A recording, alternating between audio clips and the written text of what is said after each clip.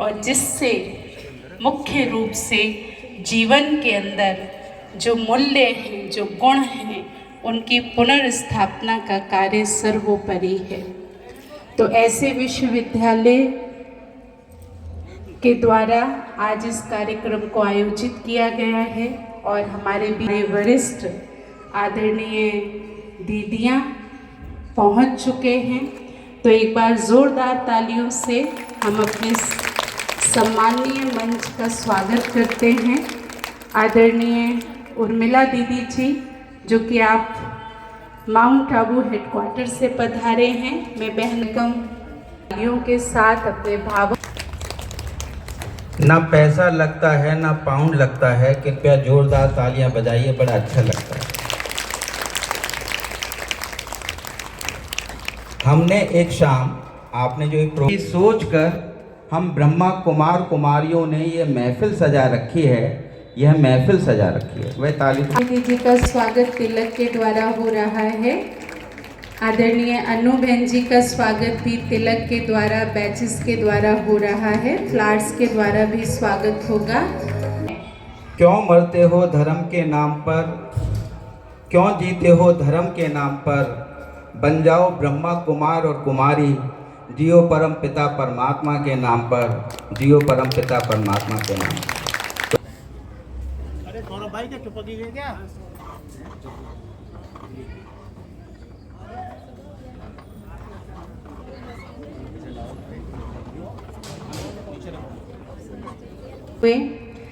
आप तभी से अपनी सेवाओं को हेडक्वार्टर में दे रहे हैं। हमारी एक मंथली मैगजीन निकलती है ज्ञान अमृत, उसके आप एसोसिएट एडिटर सह संपादिका हैं। साथ ही एक एजुकेशनल हरियाली निकलती है जो क्वार्टरली निकलती है, उसके भी आप एसोसिएट एडिटर हैं। आप एमए इंग्लिश आपने कुरुक्षेत्र यूनिवर्सिटी से किया। साथ ही आप विभिन्न प्रकार की सेवाओं को पूरे भारतवर्ष में तो क्या, लेकिन विदेशों में भी दे रहे हैं। आपने अनेक आध्यात्मिक अभियान जैसे कि अखिल भारतीय समग्र साइकिल रैली, शिव संदेश, रथ यात्रा, महिला सशक्तिकरण आध्यात्मिक अभियान, मूल्य आधारित मीडिया अभियान आदि भारत के विभिन्न राज्यों के साथ साथ नेपाल में भी इन अभियानों के माध्यम से अपना योगदान दिया है। परम कल्याणकारी, दुख हरता, सुख करता, विश्व परिवर्तक, आदि सनातन देवी देवता धर्म के संस्थापक,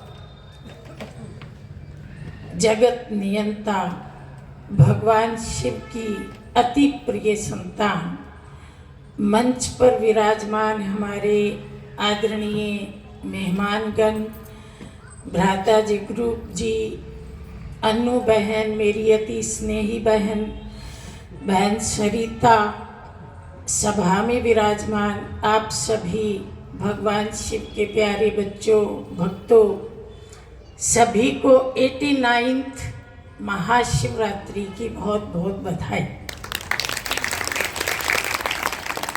कहते हैं साल के दिन तो 365 होते हैं, लेकिन भारत में त्योहार तो 366 ही आते हैं। कई बार तो एक दिन में 2-2 त्योहार होते हैं। इतनी लंबी त्योहारों की लिस्ट, और सबसे अधिक कल्याणकारी अगर कोई पर्व है तो वो है महाशिवरात्रि। और इसलिए कहते हैं सब पर्वों में पर्व महान, शिव जयंती है सर्व महान। जैसे कहते हैं भगवान सबसे ऊंचा है, न उसके कोई बराबर है, न उससे कोई ऊंचा है, तो उसका जो जन्मदिन है वो भी सबसे ऊंचा है। और उसके जन्मदिन के इस शिवरात्रि पर्व के बाद ही बाकी सारे पर्वों का आगमन होता है। इसके बाद होली आएगी, उसके बाद रक्षाबंधन, जन्माष्टमी, दीपावली, लेकिन सबका आह्वान इसी त्योहार से होता है। खुशी की बात है कि वर्तमान समय भारत सरकार इस पर्व की छुट्टी कर रही है। ये भी हमारे लिए गौरव की बात है। महाशिवरात्रि या शिव जयंती, हम कुछ भी शब्द बोलें, इसमें एक बहुत बड़ा रहस्य ये है कि संसार में जितने भी देवी देवता महापुरुष हुए, उनका जन्म बेशक रात को हो, लेकिन मनाया तो दिन ही जाता है ना। जन्मदिन मनाते हैं, उत्सव को दिन में मनाते हैं, मुख मीठा दिन में कराते हैं, कोई भी क्रियाकांड करना हो दिन में करते हैं। भगवान शिव की रात्रि क्यों? क्या उनका जन्म रात में हुआ? और अगर उनका जन्म रात में हुआ और वो धरती पर रात में आए, तो क्या एक रात में सारी दुनिया का कल्याण हो सकता है? क्या एक रात में दुनिया के सारे लोग फ्री हो सकते हैं कि भगवान आप आए और हम बिल्कुल फ्री बैठे हैं, हम आप जो देंगे वो लेने के लिए रेडी हैं? आप जानते हैं, कोई कहेगा आज की रात में बीमार था, या मेरा पशु बीमार था, या मेरा बच्चा बीमार था, या मेरे घर शादी थी, या मैं कहीं शादी में गया था। कितनी सारी बातें मनुष्यों के जीवन से जुड़ी हुई। तो फिर ये रात किस बात का द्योतक है? क्या ये 12 घंटे वाली रात है? उसके बारे में तो आप और हम सब जानते हैं। 12 घंटे दिन, 12 घंटे रात, रोज आती है रोज जाती है। क्या उसके लिए इतना बड़ा आयोजन करने की जरूरत थी? उसके बारे में मनुष्य क्या, जानवर भी जानता है। गाय भी खेत में सारा दिन खाएगी और सांझ होते ही घर अपने आप लौट आएगी। चिड़िया सारा दिन घूमेगी और शाम होते ही घोंसले में आ जाएगी। तो हमें उस रात की चर्चा के लिए इतना बड़ा आयोजन चाहिए क्या? अवश्य ही इस रात के अंदर कोई गूढ़ रहस्य समाया हुआ है, और वो गूढ़ रहस्य ये है कि संपूर्ण सृष्टि चक्र को 2 भागों में बांटा गया है। पहला भाग है जिसको हम कहते हैं ब्रह्मा का दिन, अगला भाग है उसको हम कहते हैं ब्रह्मा की रात। दिन में क्या क्या आता है? सतयुग और त्रेता, ये दोनों युग दिन में आते हैं। सतयुग त्रेता में भारत देव युग है। ये यमुना का किनारा जहाँ कदम का पेड़ होता है और जहाँ श्री कृष्ण झूला झूलता है देव देवताओं के साथ, वो सतयुग की बात है। त्रेता में श्री राम की नगरी भी यहीं आसपास है। तो ये दोनों युग देवताओं के युग हैं। दुख नहीं, अशांति नहीं, रोग शोक नहीं, बुढ़ापा नहीं, बीमारी नहीं, गरीबी नहीं, पुलिस नहीं, कोर्ट कचहरी नहीं, घरों में ताले नहीं लगते। उन 2 युगों में 33 करोड़ देवी देवताएं 2 ताज वाले यहाँ राज करते हैं। लेकिन कहते हैं दिन हमेशा एक जैसे तो नहीं होते, परिवर्तन संसार का नियम है। 2 युग बीतने के बाद, यानी कि ब्रह्मा का दिन बीतने के बाद रात्रि ढलनी शुरू होती है द्वापर के प्रारंभ से, और हम 8 कला बन जाते हैं। 8 कला तक ही व्यक्ति है। 8 कला वाला देवता नहीं हो सकता। 8 से ऊपर की कला जिसकी हो वो देवता हो सकता है। तो द्वापर युग से हम 8 कला वाले बन गए, देवता से मानव बन गए। जीवन में दुख की शुरुआत हुई, अकाल मृत्यु की शुरुआत हुई, रोग और बुढ़ापे की शुरुआत हुई, गरीब अमीर का भेद हुआ, समाज जातियों में बटा, कलह कलेश लड़ाई झगड़ा शुरू हुआ, और ब्रह्मा की रात्रि प्रारंभ हुई। रात्रि प्रारंभ होते होते होते होते घोर रात्रि में बदल गई, कलयुग का अंत आते आते। तो ये कलयुग घोर रात्रि है। कितनी घोर रात्रि है? ऐसी भयंकर रात्रि है, ऐसी काली रात्रि है। बेशक सूरज चमक रहा है, सूरज के चमकने से रोशनी नहीं होती है। रोशनी होती है मानव जीवन में मूल्यों के आने से। मानव जीवन में सत्यता आए, प्रेम आए, पवित्रता आए, वो असली रोशनी, और नहीं तो अंधकार।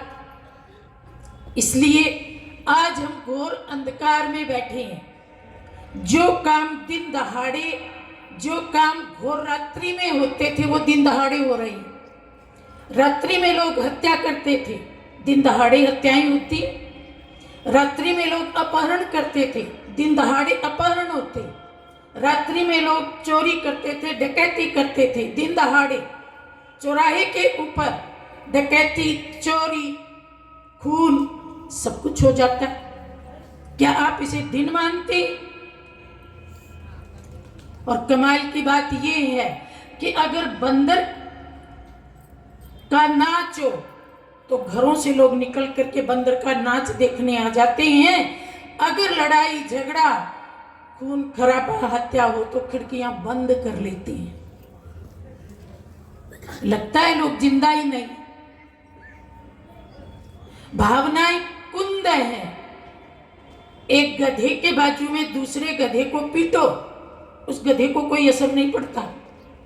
कुछ कुछ मानव का हाल भी वही है।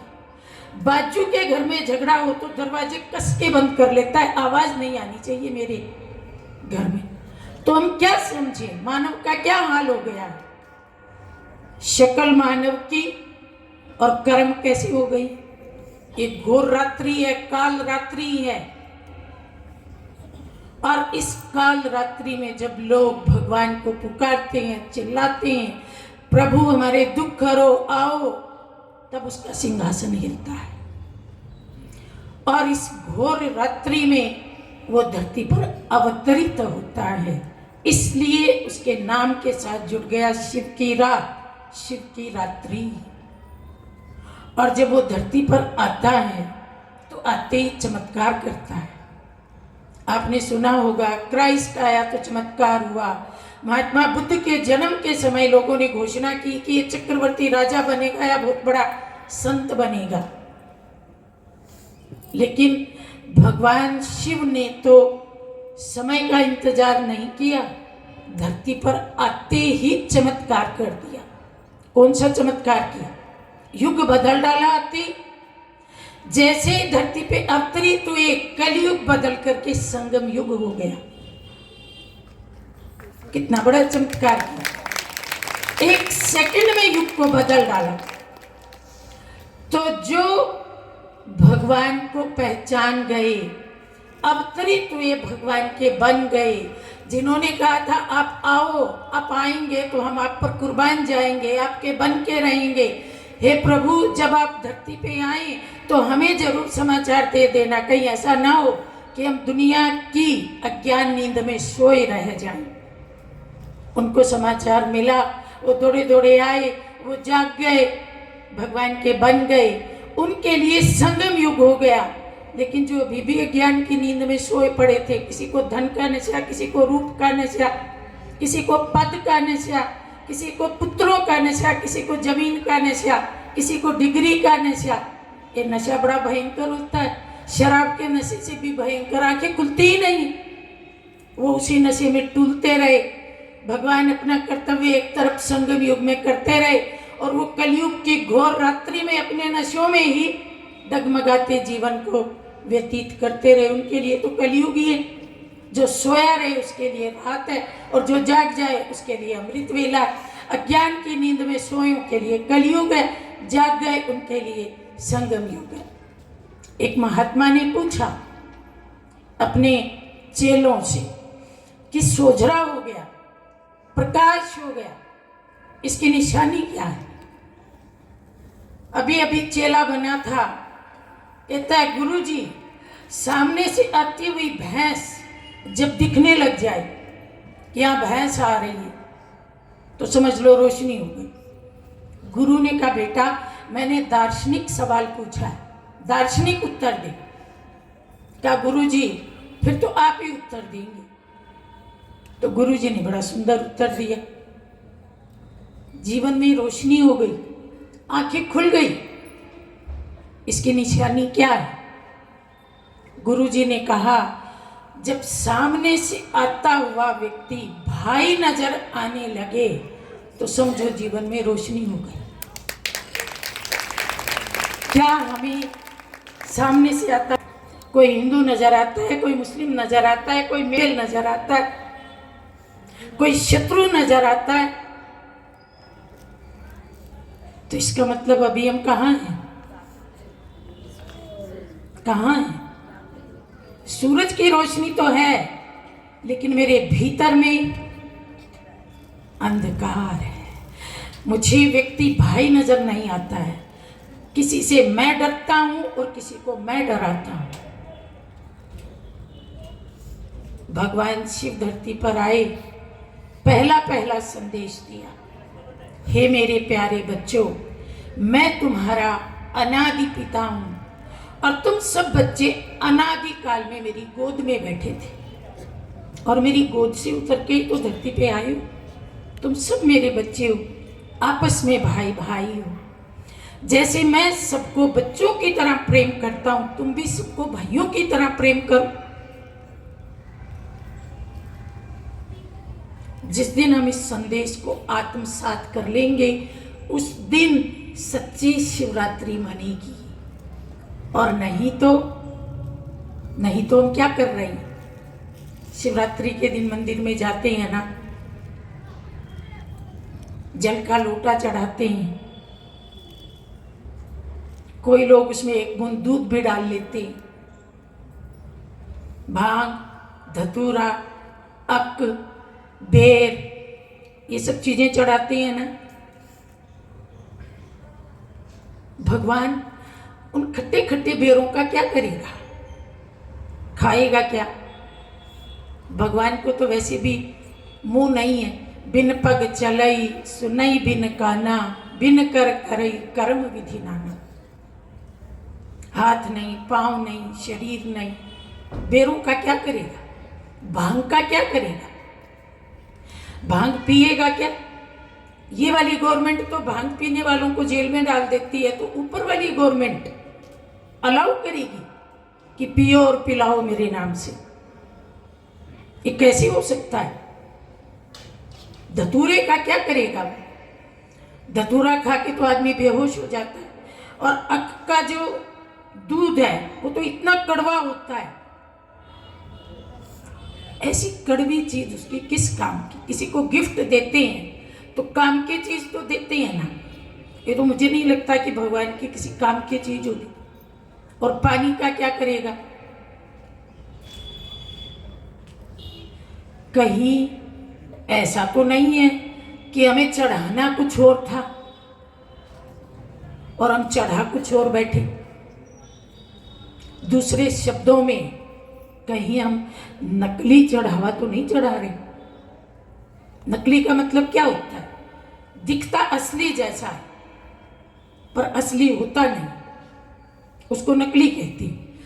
और जो नकली चीज होती है ना, वो किसी काम की नहीं होती। अब जैसे मान लो मुझे माउंट आबू जाना है, अभी आप यहाँ एक नकली बस लाके खड़ी कर दो, लो बहन जी इसमें बैठ के माउंट आबू चले जाओ, मेरा उद्देश्य पूरा होगा क्या? अच्छा मुझे भूख लगी, आपने नकली फल आजकल बाजार में असली से भी अच्छे मिलते, वो थाली में भर के ला दिए, लो बहन जी नाश्ता कर लो, मेरी भूख मिटेगी क्या? मान लो किसी महिला को बच्चा चाहिए और आपने बाजार से एक गुड़िया लाके उसकी गोद में डाल दी, उसकी ममता तृप्त होगी क्या? और किसी गरीब को पैसा चाहिए और आपने नकली नोट ला करके उसकी झोली में डाल दी, उसकी गरीबी दूर हो जाएगी क्या? नकली चीजों से कभी भी असली उद्देश्य पूरा नहीं होता है। एक बार मैं गुजरात में गई थी, शिवरात्रि का पर्व था। पर्व के बाद बहुत सारे लोग प्रसाद लेने आए, मैं ही प्रसाद बांट रही थी। तो 2 लड़के आए, 12-12 साल उनकी आयु थी। जैसे ही प्रसाद लेने मेरे सामने आए तो उन्होंने जेब से एक बड़ा सा बटुआ निकाला, भाइयों वाला एक बटुआ दोनों ने निकाला और उसमें ढेर सारे नोट भरे हुए थे। इतना मोटा बटुआ, और उसमें से दोनों ने अपने अपने वाले में से 50-50 का नोट निकाला और मेरे सामने रख दिया और मुझे कहते हैं, बहन जी हम कभी भी पैसा चढ़ाए बिना प्रसाद नहीं लेते। तो मैं एक बार तो उनका बटुआ देखूं जो नोटों से भरा हुआ था, एक बार उनकी आयु देखूं, 12 साल की आयु है, और एक बार अपने सामने पड़े नोट को देखूं। जब मैं बहुत गंभीर दिखाई दी तो कोई पीछे से आया और मेरे कान में कहता है, बहन जी ज्यादा सोचो मत, ये नकली नोट है, नकली। तो मैंने उन बच्चों को कहा, मैंने कहा कोई बात नहीं है बेटा, आज तुम नकली चढ़ा रहे हो, कम से कम चढ़ाने की आदत तो पड़ी, ये आदत आपसे कल असली भी चढ़वाएगी। तो जब हम भी मंदिर में जाकर के ये नकली वाला चढ़ावा चढ़ाते हैं तो भगवान भी कहता है कोई बात नहीं है बेटा, चढ़ा लो, एक दिन असली भी चढ़ाओगे, क्योंकि चढ़ाने की आदत तो पड़ी गई ना, तो असली चढ़ाए बिना कहाँ जाओगे। तो देखो हमने कितनी बढ़िया नकल की। सबसे पहले हमने क्या चढ़ाया, दूध चढ़ाया, धीरे धीरे दूध पानी में बदल गए। भगवान ने कहा था दूध पवित्रता का प्रतीक है। भगवान धरती पर आए, उन्होंने कहा बच्चे मैं झोली फैला करके तुमसे पवित्रता का दान मांगता हूँ, मुझे पवित्र जीवन दो, मुझे पवित्र बच्चे चाहिए। पवित्रता अर्थात काम क्रोध लोभ मोह अहंकार ईर्ष्या द्वेष से मुक्त, ऐसे पवित्र बच्चे चाहिए। क्योंकि नई दुनिया के निर्माण के लिए पवित्रता की ताकत चाहिए, पवित्र आत्माएं चाहिए। तो मेरी खातिर एक जन्म इन बुराइयों का दान दो और पवित्र बन जाओ। तो उसने मांगी तो हमसे पवित्रता थी। हमने कहा भगवान जी पवित्रता से मिलता जुलता ही तो दूध है, ये ले लो। अब ये काम क्रोध लोभ मोह अहंकार छोड़ना तो बहुत मुश्किल है। अब मैंने क्रोध छोड़ दिया तो लोग मुझे गिनती ही नहीं करेंगे, कहेंगे इस आदमी की तो गिनती नहीं, इसको भला कभी गुस्सा आता है। मॉल में गए तो उसने देखा, मॉल में घुसते एक चने का पैकेट और उसके ऊपर लिखा था 1000 रुपए किलो।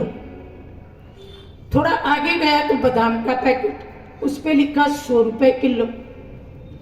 थोड़ा आगे गया तो ये सिंपल वाली प्लास्टिक की चप्पल, उस पे लिखा हुआ 5000 रुपया।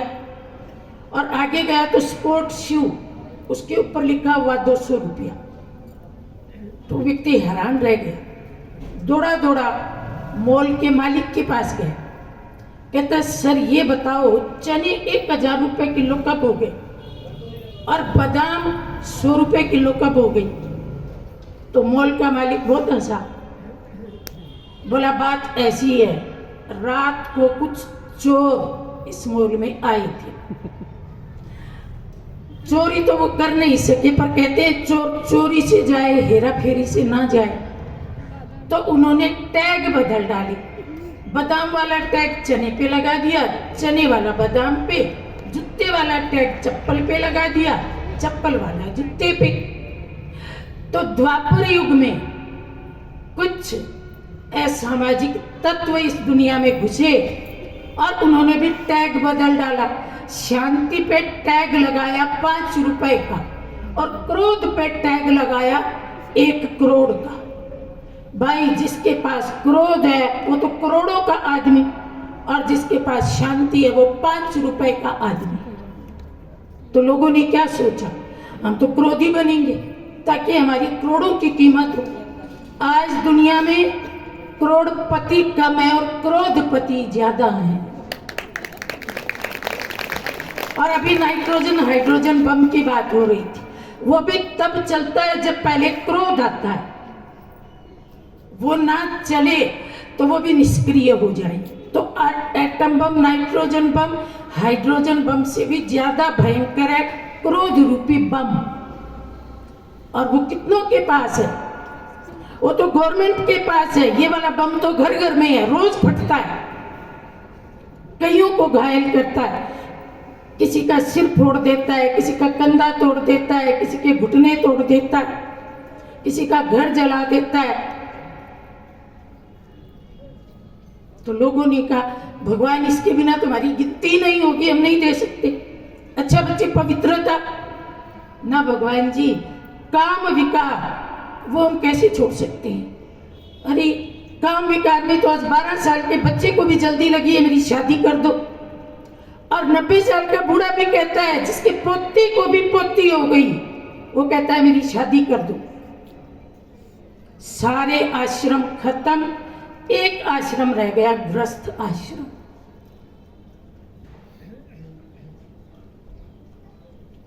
लोभ, भगवान जी लोभ कैसे छोड़े? लोभ तो ऐसा चिपचिपा है, घर के घर में लोभ है, दहेज के लिए लोभ है। कोई पड़ोसी और कोई कलकत्ते वाले के साथ लोभ थोड़े है, घर के घर में लोभ है। मेरी बहू, दहेज के लिए मैं उसको परेशान करती हूँ, घर के घर में ही है ना, पड़ोसी की बहू थोड़ी मेरी है। चोरी किसकी होती है? घर के घर में ही जेवर निकलते, देवरानी ने जेठानी का निकाल लिया, भाई ने भाई का निकाल लिया, अब हर घर में एक पुलिस वाला चाहिए। और मोह, धृतराष्ट्र आंखों से अंधा नहीं था, मोह में अंधा था। आज कितने धृतराष्ट्र हैं इस दुनिया में, आंखों पे पट्टी बांध के, और पिता ने पट्टी बांधी तो माँ ने भी बांध ली। न तू बच्चों की बुराई टोकना, ना मैं टोकूं, दोनों अंधे होकर के छूट दे देते हैं। भारत की जेलों में 15 लाख नौजवान बंद हैं। क्या उनके माँ बाप नहीं? माँ बाप के होते बच्चा जेल में इसलिए पैदा किया था, क्यों गया जेल में? क्योंकि आंखों पे पट्टी है, बच्चा क्या कर रहा है दिख नहीं रहा, देखना भी नहीं चाहता मैं।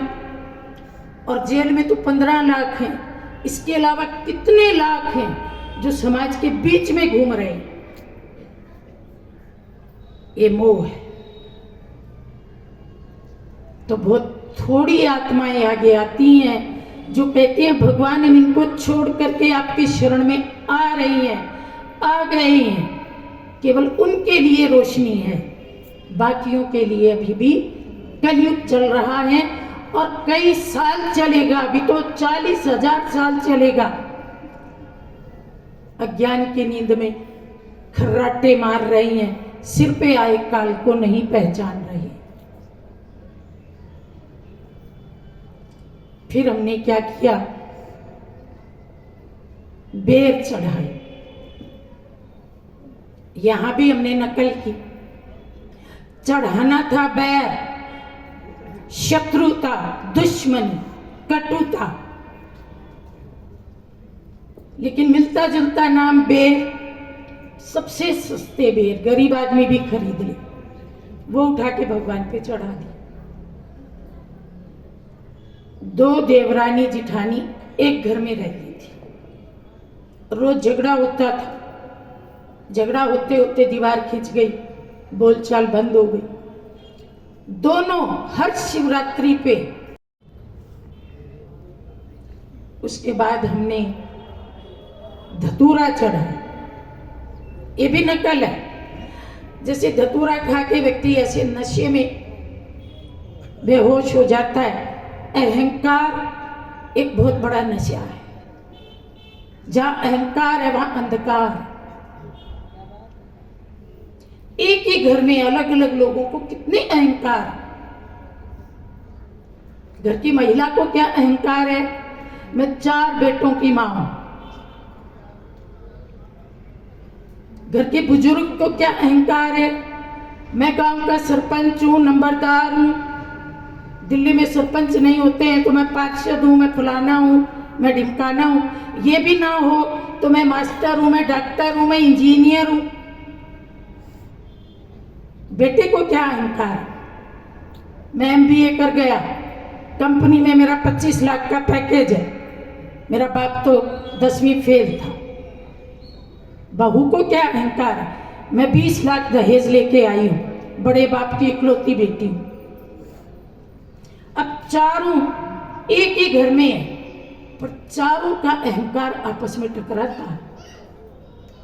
चारों के कमरे अलग अलग हैं, वो उसके साथ नहीं बैठता, वो उसके साथ नहीं बैठता, वो उसके साथ बात नहीं करता, वो उसके साथ बात नहीं करता। हर शिवरात्रि पे धतूरा चढ़ा के आते हैं, पर अपना अहंकार चढ़ा के नहीं आते। तो जैसे थे वैसे के वैसे बने रहते। शिवरात्रियां आई गई, हम वहीं के वहीं।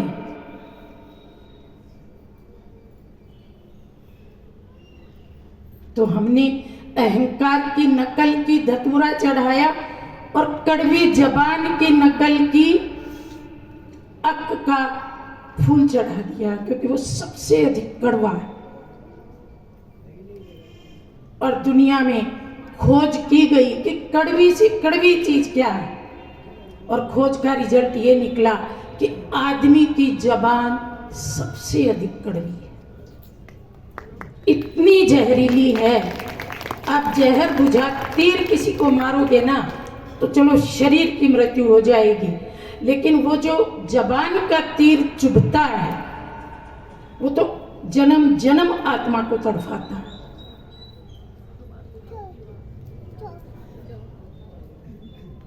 जीवन भर का अगर हम हिसाब निकालें, इस जबान से हमने कितनों को तीर चुभोया, तो वो हिसाब कितने बही खातों में लिखा जाएगा। भगवान ने कहा था ये कड़वाहट मुझ पे चढ़ा देना, लेकिन हम हर साल शिवरात्रि पे गए। अक का फूल तो जंगल में भी उगाता है, बिना पानी के भी उगाता है, भारत वालों को तो फ्री में मिलता है, तोड़ा और चढ़ा दिया। लेकिन कड़वी जबान उसको बहुत संभाल के रखा, ये तो काम आएगी। और उससे प्रहार हम अपने घर के लोगों पे ही करते, बाहर वाला तो सुनेगा नहीं।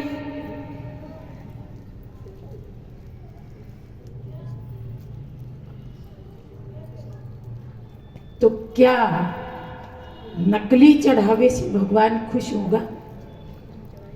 आपको कोई नकली चीज दे, आप उसको दुआ देंगे? भगवान कैसे खुश होगा? क्यों नहीं खुश हो रहा? शिव के भंडारे भरपूर, काल कंटक सब दूर।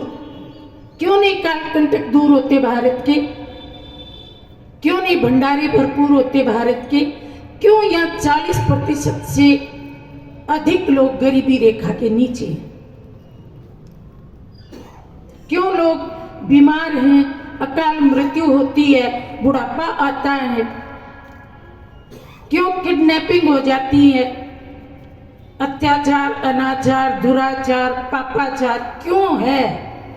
अगर हम इतने भक्त हैं, अगर हमारे पास इतने मंदिर हैं, हम इतने त्योहार मनाते हैं, तो भगवान की कृपा क्यों नहीं बरसती?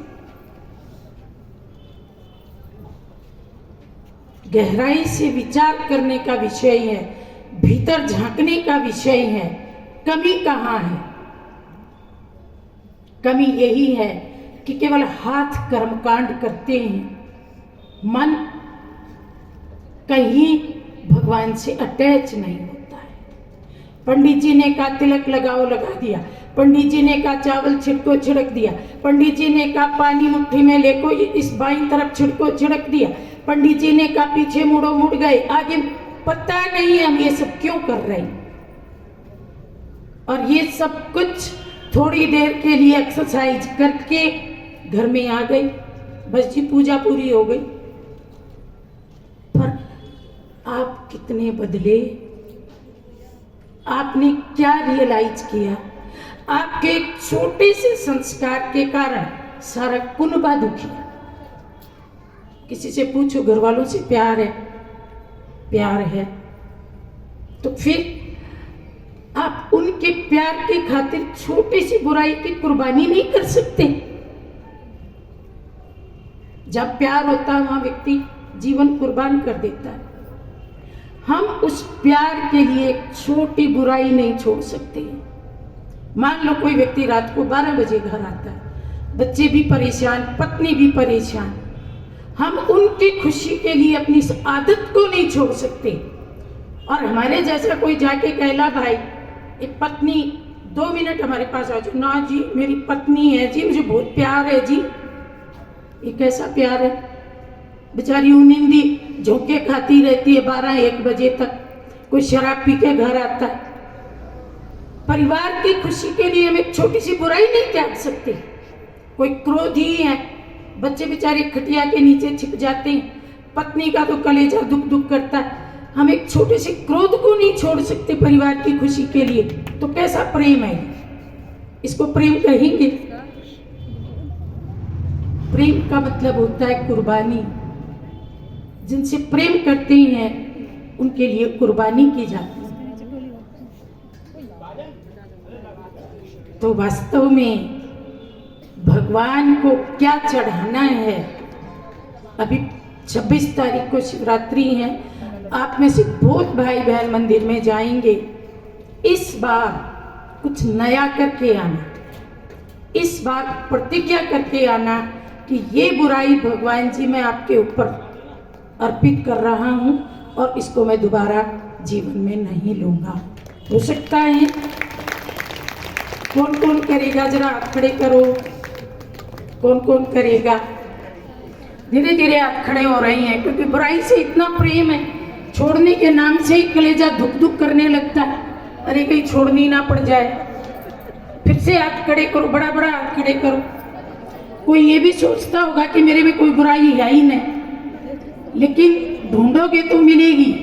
अगर बुराई ना होते तो हम फरिश्ते बन करके ऊपर पहुंच गए होते। बहुत अच्छा है जिन्होंने प्रण किया, भगवान उनको बहुत मदद करेंगे। हिम्मत का एक कदम तुम बढ़ाओ, 1000 कदम से भगवान मदद करेंगे। हम सब अपने बच्चों से बहुत प्यार करते हैं।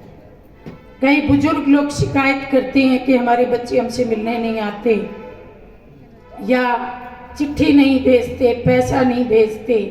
कई बुजुर्गों के आप समाचार सुनते हो, वृद्धाश्रम में रख दिया, ये वो सब सुनती हैं। हम सब ने भी क्या किया? भगवान ने कहा आप बच्चे मुझे बहुत प्यारे लगते हो, आप मुझसे रोज मंदिर में मिलने आया करो ना। हमने कहा भगवान जी क्या मुश्किल है? तो हमने शिवलिंग बनाया, उसके ऊपर एक मटकी डाल दी, मटकी में नीचे छेद कर दिया, मटकी में पानी भर दिया और उसमें से बूंद बूंद पानी शिवलिंग के ऊपर गिरता रहा। हमने कहा भगवान जी जब जब हमारी याद आए आप सोच लेना हम आपके ऊपर जल चढ़ा रही हैं, हम आपसे दूर नहीं हैं, हम आपके ही हैं, आपके पास ही हैं।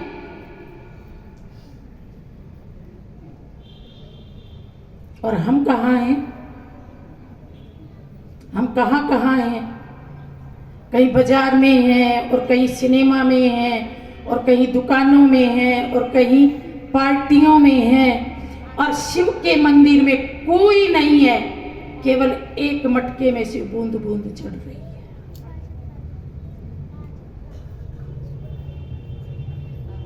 एक घर में एक बूढ़ी महिला थी, उसकी नई नई बहू आई थी। बहू बड़ी आधुनिक थी, दोनों जेबों में 2 मोबाइल रखती थी। तो एक दिन बुढ़िया ने कहा बेटा मेरी पाँव बहुत दुखते हैं, तो तू जरा पाँव दबा देगी? कहती है हाँ माँ जी, क्यों नहीं, पाँव दबाने का तो मुझे बहुत चाव है। तो खटिया पे उसको लिटा दिया और पाँव पकड़ के बैठ गई और फटाफट जेब से मोबाइल निकाला और एक कैमरे वाले को फ़ोन किया, जल्दी आ। तो वो आ गया, बोला देख मैं पाँव दबा रही हूँ, तुम एक बढ़िया सी फ़ोटो खींचो। तो उसने बहुत अच्छी फ़ोटो खींची और बनवा के भी ले आया बहुत बड़ी सी। और बहू ने वो जहाँ बुढ़िया सोती थी उसके पाँव की तरफ दीवार पे चिपका दी। बोला माँ जी जब जब पाँव दुखे सोच लेना मैं पांव दबा ही रही हूं। हमने भी कहा भगवान जी जब जब बच्चों की याद आए सोच लेना पानी चढ़ ही रहा है।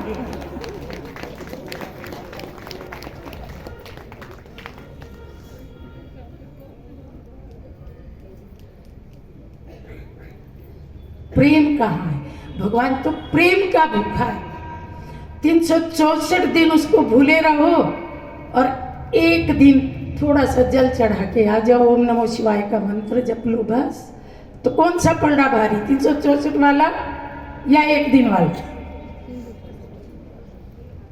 भाइयों और बहनों, वर्तमान युग संगम युग है, पूरा ही युग शिवरात्रि है। भगवान धरती पे आए 89 ईयर्स बीत चुके हैं। अब तो हम ये कहते हैं उसका वापस जाने का समय आ गया। इसलिए उसको पहचानिए, उसकी गोद के बच्चे बनिए, उसका अलौकिक प्रेम अंतरात्मा में भरिए। आज आपने भगवान का प्रेम अपने जीवन में भर लिया तो पूरे 5000 साल के कल्प में आपको कभी किसी से प्रेम मांगना नहीं पड़ेगा। प्रेम का भंडारा भरपूर हो जाएगा, क्योंकि भगवान का जो भी कुछ वरदान होता है वो अविनाशी होता है, एक जन्म के लिए नहीं होता, पूरे कल्प के लिए होता है। भगवान के लिए हम रात्रि जागरण करते हैं और आजकल का जागरण भी कैसा है? प्रेम का जागरण अलग होता है, जबरदस्ती का जागरण अलग होता है। तो कोई लाल पानी पी पी के जागता है, कोई किसी तरीके से जागता है। एक माँ जागती है बच्चे के प्यार में, वो नेचुरल प्रेम होता है। भगवान कहता है आंखों से जागना जागना नहीं, मन का जागना जागना। जिस दिन आपके मन को ये निश्चय हो गया कि मैं एक शुद्ध आत्मा हूँ, परमात्मा का बच्चा हूँ, सृष्टि रंगमंच पर रोल प्ले करने आया हूँ, संसार की सब आत्माएं मेरे भाई हैं और मैं यहाँ मेहमान हूँ और मुझे एक दिन अपना रोल पूरा करके वापस भगवान के घर जाना है। जिस दिन ये जागरण आ गया वो सच्चा जागरण है। और फिर लोग उपवास भी करते हैं। उपवास की कहानी भी बड़ी विचित्र है। उपवास के नाम पे हम क्या क्या करते हैं। मैं एक घर में गई तो एक महिला रात को 10 बजे खाना खा रही थी। मैंने पूछा इतनी देरी से क्यों? कहती है कल व्रत है ना, तो इसलिए एक रोटी ज़्यादा खा लेती हूँ और देरी से खाती हूँ ताकि भूख ना लगे। और व्रत पूरा होते ही अगले दिन फिर भोजन पे टूट पड़ते हैं। कहते हैं कल सारा दिन कुछ नहीं खाया तो आज तो खाना तो है ना। मतलब बुद्धि तो रोटी के अराउंड ही घूम रही थी। और एक और घर में गई तो वो छोटी सी बहू व्रत करके बैठी थी। मैंने कहा तू इतने व्रत क्यों करती है? बोली जिस दिन व्रत करती उस दिन सास चूरमा बना के देती, सारे सप्ताह चाव चढ़ा रहता है, मंगलवार कब आए, व्रत कब हो और चूरमा कब मिले। अब योग तो चूरमे के साथ लगा हुआ, भगवान के साथ तो योग लगा ही नहीं। एक और घर में गई तो वहाँ दोपहर में एक महिला ने कलाकंद मंगवाया 1 किलो। मेरे देखते देखते उस पर टूट पड़ी। मैंने कहा ये क्या, तुम दोपहर में भोजन नहीं करती? बोली आज व्रती हूँ ना, इसलिए आज कलाकंद खाना। तो आप बताइए ऐसा व्रत तो लोग रोज करेंगे, चूरमा मिले, कलाकंद मिले। व्रत का वास्तविक अर्थ है अपनी वृत्ति के ऊपर नियंत्रण। मन की जो वासनाएं हैं, कामनाएं हैं, उनके ऊपर पकड़, उनको नियंत्रण में रखना। हमने कहाँ नियंत्रण में रखा? हमने तो उनको खुला छोड़ दिया। और इसलिए भगवान प्रसन्न नहीं हुए। कौन पिता चाहेगा कि मेरा बच्चा भूखा मरे? भगवान तो सबको पेट भर के खिलाने वाला है। वो क्यों चाहेगा कि मेरे बच्चे भूखे पेट रहे? भोजन का व्रत नहीं, बुराइयों का व्रत, अवगुणों का व्रत, बुरी दृष्टि का व्रत, कड़वी वाणी का व्रत, बुरे कर्मों का व्रत, अपशब्दों का व्रत, चोरी, ठगी, झूठ, बेईमानी का व्रत, लोभ, लालच, अहंकार, मोह, तृष्णा, आलस्य, इनका व्रत, तब उस व्रत का फल मिलता है। भगवान ज्योतिष स्वरूप निराकार शिव हम सब आत्माओं के पिता, जगत के बीज रूप, जिनकी मंदिरों में हम पिंडी देखते हैं। शिवरात्रि के दिन जाते हैं तो जल पिंडी पे चढ़ाते हैं, कभी शंकर जी पे नहीं चढ़ाते, क्योंकि गिफ्ट उसी को दी जाती है जिसका बर्थडे होता है। तो बर्थडे तो भगवान शिव का है, जल उन्हीं पे चढ़ाएंगे। तो ये शंकर जी कौन है? शंकर जी भगवान शिव के पुत्र हैं, जिनको उन्होंने काम दे रखा है कि तुम्हारा काम है इस दुनिया का महापरिवर्तन करना। ब्रह्मा जी उनके बड़े पुत्र हैं, स्थापना के देवता। फिर शंकर जी हैं परिवर्तन के देवता, और विष्णु जी हैं पालना के देवता। इसलिए भगवान शिव को त्रिमूर्ति शिव कहते हैं। शिवलिंग के ऊपर जो त्रिपुंड होता है वो इसी बात का प्रतीक है। जो बेल पत्थर होता है उसमें 3 पत्ते होते हैं, वो भी इसी बात के प्रतीक है कि त्रिलोक के स्वामी हैं, त्रिलोक को जानने वाले हैं, त्रिनेत्री हैं, त्रिलोक महेश्वर हैं। तो शिव अलग है और शंकर अलग है। इसलिए हम ओम नमो शिवाय बोलते हैं, ओम नमो शंकराय नहीं बोलते। शिव पुराण बोलते हैं, शंकर पुराण नहीं बोलते। शिव की बारात निकाली जाती है, शंकर की बारात नहीं निकाली जाती। शिवलिंग बोलते हैं, शंकर लिंग नहीं बोलते। शिवालय कहते हैं, शंकरालय नहीं कहते। और त्योहार को भी शिवरात्रि कहते हैं, शंकर रात्रि नहीं कहते। व्रत को भी शिव का व्रत कहते हैं, शंकर का व्रत नहीं कहते हैं। भगवान शिव को सारी दुनिया मानती है। शिवलिंग आपको मिस्र के पिरामिड्स में मिलेगा, इटली और रोम के गिरजाघरों में मिलेगा। भारत के तो 7 लाख गांवों में शिवालय मिलेंगे ही मिलेंगे।